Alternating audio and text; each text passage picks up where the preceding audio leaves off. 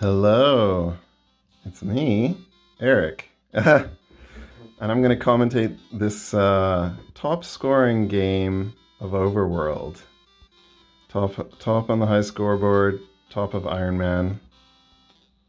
I got halfway through it and it's so good. It's by our friend Medium Doge. He's playing the wizard on elite difficulty. Um, and of course, like most instances of this game, it starts out pretty tame. Let's face it, like an early roguelike, it's always like, the the gnomish mines or caverns, what have you. There's some kind of ramp up, and the most exciting bits of play are sort of later in the game. But anyway, we're on the whale quest here. And just the way he plays, the way he handles situations, he knows the game so well, it's just a treat to watch. Um, and it does get very exciting later. So here he is. I'm just gonna like talk about, maybe shut up a bit and watch and see what he does. Eating the fish there is quite low in health, and you always want to eat food rather than rest because it advances the level meter quite quickly if you rest. The level meter makes the game get harder and the quests get more difficult, but it also lets you get new quests. You have to advance it a bit. Anyway, so that was the whale quest. He passed through the body of a whale, in case you missed that. And here he is now on a blacksmith quest. So nice use of a scroll of love here to tame. You want to cast all your spells to have as wide a blast radius, or to hit as many creatures as possible, as many targets. Captures a good cross section of tame creatures to follow him around and fight with him. Now he's just collecting metal for the blacksmith. Octopuses are never fun. They do ambush and they do have ranged attacks with their tentacles. He deals with it quickly by his caveman booted it out of the water, so it'll have shown up on the land somewhere. Trades his staff out for a lance, or rather the blacksmith had his weapon. The blacksmith takes your weapon when you start that quest. He's upgrading it and you're bringing him the metal to do that. But he's found an interim weapon in this lance. And the blacksmith gives him a spear, which is probably the better choice for him unless he's plans to be mounted. Spear is a better general purpose thing because it has pierce, which is good against armored opponents. Here he is in a library now, which is exactly what wizards want to do, fill up their spell book there. His use of the spell book here is interesting, and I've made a note about it. He'll drop a spell rather than turn a page, because it gives you instant access to the spell underneath that spell. That way, the wizard gets a choice of 2 spells. Not sure if I'm going to make page turning not cost an action or what. Anyway, this is so exciting. Luckily, this goose only had 1 health. I'm not sure why that was. Maybe it fell into a trap somewhere. But otherwise, he'd have had trouble and probably had to use a spell on that goose. Geese are powerful new flyers in a fairly recent edition. Newcomers to the game. Geese, terrifying creatures. He lures an arbalist into this teleportation trap, which he's already seen because he's wearing a cornithon, which is like, it gives you observance, so you can see hidden things. There he just found a trident just wandering around, again because of the cornithon. Takes a hit from the arbalist, lures the arbalist into this poison trap. Dealing with the thief. Now this is interesting.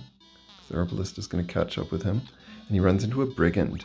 And he drops the water spell to get instant access, as I was saying, very interesting, to that sleep spell underneath. Casts the sleep spell, puts those 2 powerful humans to sleep, so he doesn't have to deal with them. Very kind of wizardly thing to do, as you would.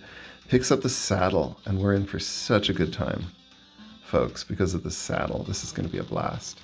So now we're getting to the interesting part of the game where he can try to push, try to riskier things for a higher score. Because it's kind of a 10-minute game, it's all about the decisions you make in those 10 minutes. It's not really so much about your endurance. It's so exciting, this part.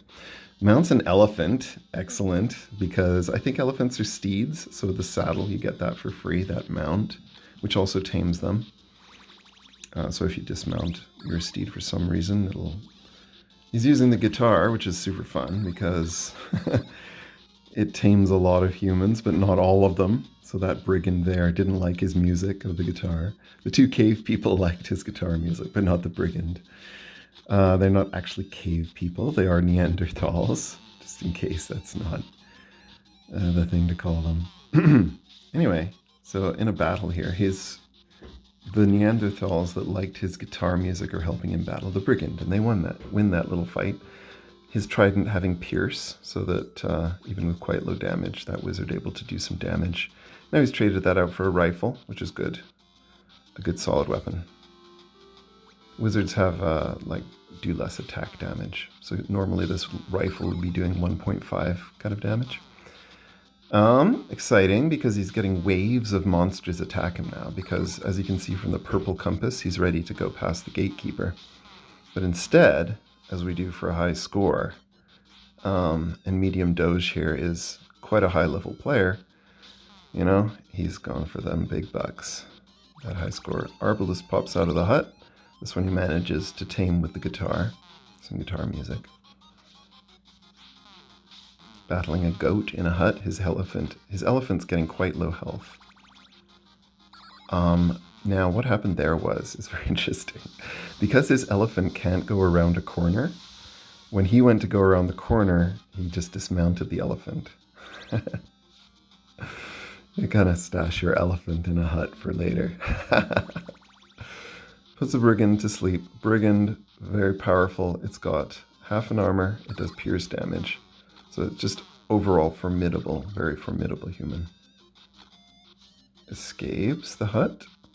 Ashura is now after him. That's this blue god guy who will, if he stays next to Ashura for more than one turn, like if he rests next to Ashura basically, he doesn't get away, Ashura will cast a fire spell and do 2 damage to him there. So hey, Ashura murders you pretty quick. This is how we ensure a fast game. Now he gets a special in that happens to have a fox that he can mount. Jumps on the fox's back. Fox is instantly killed by an arbalest. Now there was a thief in that hut that didn't like his music and steals his guitar, but he makes friends with the thief by giving him a flower. Super fun. Ashura traps him in a hut, but you can always escape from huts. But this is cool. He knows you can use water spells to knock down doors, so he does that. What have we got in here? A camel. He mounts the camel with his saddle. Saddles that let you ride steeds for free.